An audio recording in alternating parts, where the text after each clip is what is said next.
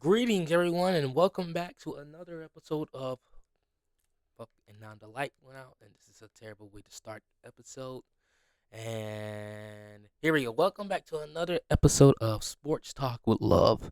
I'm your host, Stefan Love, and you know what? I think we should probably change the name of the show to Football Talk with Love. Also, by the way, this is the fourth straight episode that I'm filming, so I'm on a little run here.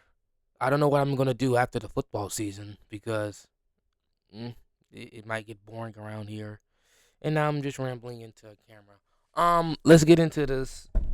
Last night they revealed the newest rankings in the college football playoff, the penultimate rankings until we get the final rankings next weekend. Well, the final regular season rankings next week, and then we get Selection Sunday next Sunday. But anyways, let's get into it. Here are the rankings.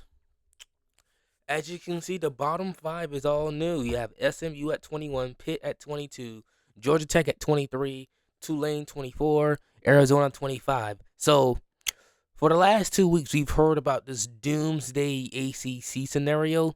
I think this kills that scenario, how the ACC champ could potentially miss. Because I think, had they ranked JMU this week, then there was a chance that could happen. And there's a possibility that it could still happen, but I think, like, if Duke somehow wins the ACC and they would have beat a ranked Virginia team or a ranked Pitt team or a ranked Georgia Tech team, they would eventually get ranked over JMU. The next five we have Texas at 16, USC at 17, Virginia at 18, Tennessee 19, Arizona State 20. These are the you don't really care so much about rankings. The next five, and this was kind of surprising. Michigan jumped Texas. So Michigan is at number 15, and they're kind of in a prime spot for a playoff spot. I don't know about that. Some people are saying, "Oh, Michigan, they win, they're in." I don't. I would not put too much weight in that if they beat Ohio State. But at 14 for Vanderbilt, they've been there since the first iteration of these rankings. Utah 13, Miami jumps Utah. So let's talk about these three teams here: Miami, Alabama, and Notre Dame. The committee, they're clearly just saying that Notre Dame. I don't know. I don't know. I'll wait. Miami's at 12. BYU's 11, and then Alabama's at 10. The top 10 stayed the same, except Oregon and Ole Miss swapping out spots. But let's go back to this whole 9 to 12 conundrum. Notre Dame at 9, Alabama 10, BYU 11, Miami at 12. So right now, the talk of the talk right now is that why is Notre Dame ahead of Miami? Miami beat Notre Dame. They have the same record. Blah, blah, blah. I personally don't have a problem with Miami being ahead of Notre Dame as the rankings look. Because right now, Miami, they have two teams separating them. Alabama and BYU have more priority over Notre Dame. Now, you could argue that, well, Alabama should just be ranked ahead of Notre Dame. And I agree with that. I thought Alabama should have been 9 and Notre Dame should have been 10. And if you would have done the rankings that way, then Miami will have a bigger case of being ranked 10th in the country. But hey, it is what it is. But let's talk about some possible scenarios on Championship Saturday. And the most popular one right now is Michigan and Ohio State, at least to me. Because right now you've been hearing this narrative that Michigan is in if they beat Ohio State because they would then have a best win over the country. I disagree with that. Now, if they make the Big Ten championship, which will require Oregon to lose to Washington, so if they end up in the Big Ten championship, then if they win the Big Ten, obviously they're in. But I don't think Michigan can make it as an at-large because let's say they beat Ohio State. The furthest Ohio State will drop, in my opinion, will probably be number 5 because they've been number 1 the entire year. I don't think they should just drop out of the top 5 because they lost one game. And then you look at Michigan. How far does Michigan jump? Does Michigan leapfrog everybody ahead of them and they just go to number 9? If that's the case, why is Alabama at 10? Alabama probably has the best resume in the country, or one of the best resumes in the country. They were so stretched when they beat 4 straight ranked teams. They should also have a case of being up there. They should have a case like if Michigan goes to 9, Alabama should stay at 10. That's just my opinion, but I don't know. Also, though, there's a chance that if Michigan jumps to 9, they may still miss the playoff due to the auto bid. And that brings up another conversation with Notre Dame. And the reason I say that is because right now the cutoff line is at 10. Alabama, if the playoffs started today, will be the last team in, even though they're not the last seeded team. Because remember, the ACC champ and the G5 champ have to get in. Or the five highest conference champions get in. And it just so happened that the ACC champ and the G5 champion will be the lowest ranked conference champions here. So if, let's say the rankings stay the same. Let's say everything stays the same in the top 10. If BYU and Alabama win their games this week and they represent their conferences and they go to the conference championship games and they win those conference championship games, the cutoff line will then go down to 8 because Alabama will be in and BYU will be in. And that will take out Notre Dame. So there's a chance if, let's say, Michigan beats Ohio State and they go up to 9, there's a chance they still miss the playoff. So there's that. Also, I heard the CFP committee chair said something about Ole Miss potentially being punished for losing Lane Kiffin. And why I kind of get the thought process, I don't like it. Like, I didn't even like it a few years ago when Florida State missed the playoff. However, when Florida State missed the playoff, they were replaced by another team who played in conference championship, who played in the conference championship game that week. So it's not like they got screwed by a team who didn't play.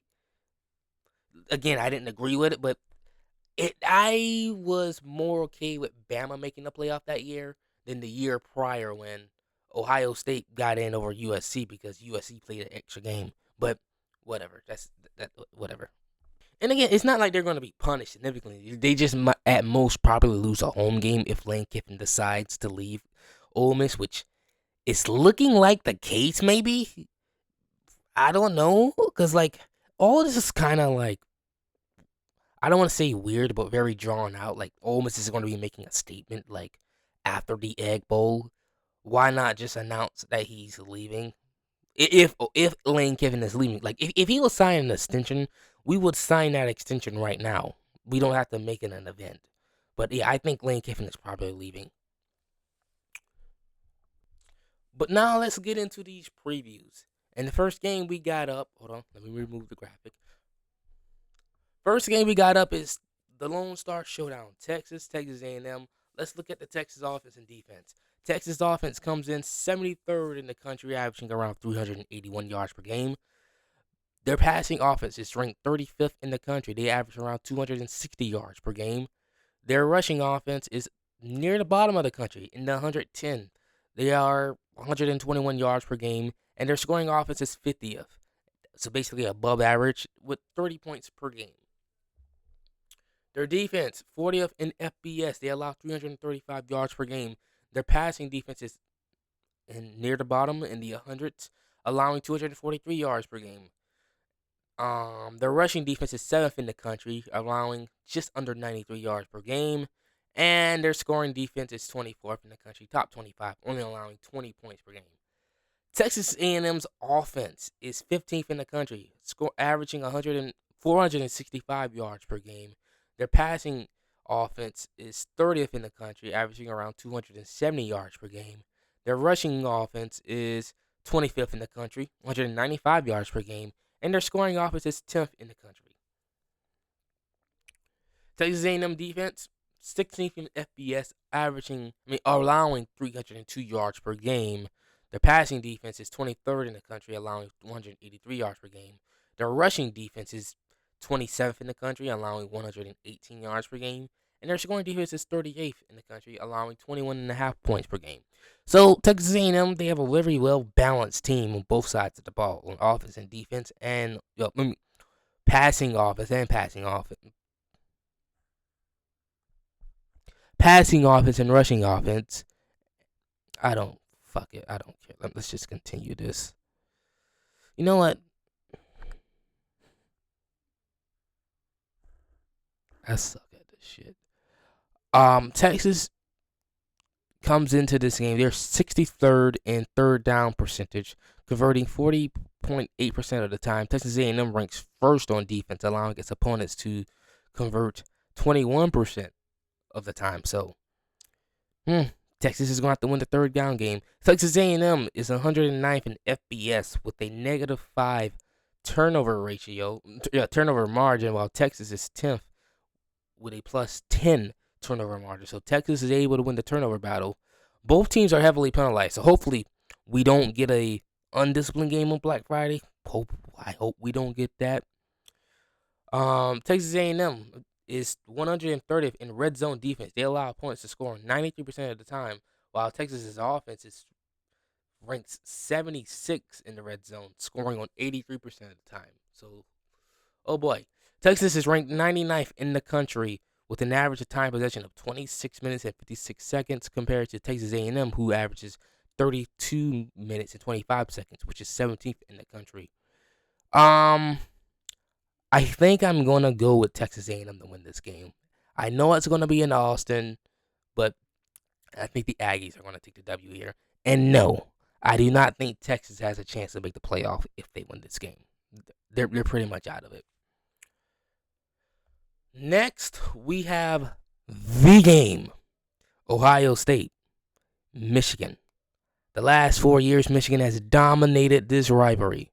Can the defending national champion, well, not defending, I hate the word defending. Can the reigning national champion, the Ohio State Buckeyes, can they get redemption for the last 4 years? Can that fifth-year senior on that roster finally get a win against Ohio State? I don't know if they have a fifth-year senior on the roster. Can the Buckeyes, can this be the year they go into Ann Arbor, Michigan, and they finally beat the Wolverines? Let's go into some previews. Ohio State offense ranks 25th in the country, 440 yards per game.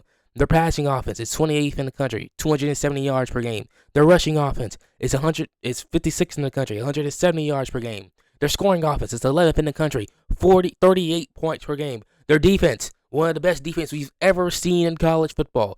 Overall, number 1 defense in the country, the number 1 passing defense in the country, the number 2 rushing defense in the country, and the number 1 scoring defense in the country, allowing a touchdown per game, on an average touchdown per game, 7.6. But then we have the Michigan offense, 38th in the country, allowing 424 gaining 420 yards per game. They have the 100th ranked passing offense with 196 yards per game. The rushing offense, 223 yards per game, 10th best in the country, and they average 29 points per game, 54th in the country. But the Michigan defense, 17th in the country, allowing 302 yards per game. The Michigan passing defense, 52nd in the country, allowing 208 yards per game. Their rushing defense, 11th in the country, allowing 94 yards per game. And their scoring defense, allowing 17 points per game, is 15th in the country. Let's look at some more notes here. Both teams perform well on third down. Ohio State ranks 2nd in the country on converting on third down, and Michigan ranks 14th in the country converting on third down. Both teams avoid getting penalized in this game. Ohio State is ranked 16th in the country in penalty yardage, and Michigan is ranked 12th in the country in penalty yardage. Michigan is 109th in red zone offense, while the Ohio State defense ranks 1st in the country, allowing the offense to score 60% of the time. That's 3/5. That's an unheard of number. Ohio State also ranks 6th in the country in average total time of possession. If I'm not mistaken, there's going to be some snow in this game. At least that's what the forecasts say. I think it's going to be heavy. There will be heavy snow after the game, but we may get some snow flurries during the game. Please give it. I hope we get it. Like I said, Michigan, they come into this game, they've beaten Ohio State 4 years in a row, and honestly, it doesn't matter who the better team is on paper. Like, for the last 4 years, I picked Ohio State to win this game, and Michigan won the game. And I think the year where I felt less confident about Michigan beating Ohio State was the first year. Like, I think it was 2021. I thought that was in my eyes, in like my prediction thought process, not after the fact, but I think that Michigan team in 2021 was the best team Oh my gosh, I can't word myself because it sounds like I'm saying the other teams weren't as good. Should I continue what I want to say? Hold on, let me gather my thoughts. In the 4 wins that Michigan had against Ohio State, the 4 times I picked Ohio State, the first year was the less confident I felt about picking Ohio State. In 2022, I thought Ohio State was for sure going to win that game. In 2023, I thought Ohio State was for sure going to win that game. And last year, I would have bet my entire house on Ohio State winning that game. But no, they didn't. Michigan won all 4 years. And this year, guess what? I'm picking Ohio State to win this game. I'm sorry. I know it's not me because whenever Ohio State plays Michigan, I think I only got the game right, 3 times? Because I haven't really paid attention to this rivalry until 2014 when Harbaugh first got there. And I picked Michigan to win that year. I picked Michigan to win the next year. I picked Michigan to win the year after that. I picked Michigan. Oh, God. I think the only time I picked Ohio State to win was maybe 2018 or 2019. Maybe it was both years. Because I think I've only picked. No, no, no, no, no. Let me just skip past this topic. I'm picking Ohio State to win the game. And if they lose, sorry. Next, we have a win and you're in scenario for the Alabama Crimson Tide as they head down to Jordan-Hare Stadium to take on the Auburn Tigers. Let's take a look at the Auburn offense. They ranked 83rd in FBS, scoring, averaging 370 yards per game. The Auburn offense, 106 in passing, passing for 191 yards per game. The Auburn rushing offense is 43rd in the country, 179 yards per game. And they're 7th in scoring offense. Auburn's defense, 37th overall, 333 yards per game. Their passing offense is 98th in the country, 239 yards per game. The rushing defense is 11th in the country, allowing 94 yards per game, and the scoring defense is 26th in the country, allowing 20 points per game. The Alabama offense, 42nd in FBS, my bad, 415 yards per game. The passing offense is 10th in the country, 292 yards per game. The rushing offense is 107th in the country, 123 yards per game. And the scoring offense is top 25 at 25 with 33.8 points per game. Alabama's defense comes into this game allowing 270 yards per game, 9th in FBS. The passing defense is 5th in FBS, allowing 149 yards per game. And the rushing defense is 32nd in the country, allowing 121 yards per game. And the scoring defense is 10th in the country, allowing 16.2 points per game. Auburn's defense is 77th. No, Auburn is 77th in third down percentage converting, 38% of the time. Alabama's third down defense ranks 22nd and 23rd in the country, allowing 33.6 attempts on third down. Both teams have strong turnover margins. Auburn ranks 9th with plus 11, and Alabama ranks 24th plus 6 turnover margin. Auburn ranks 101st in FBS, averaging 61 penalty yards per game compared to Alabama, who's is 20th, averaging 40.7 penalty yards per game. So Alabama is far more disciplined than Auburn is. So Auburn is going to have to get that up if they want to stop the Tide from going to Atlanta. Alabama is 7th in red zone defense, allowing opponents to score 71% of the time. Hey, pretty good.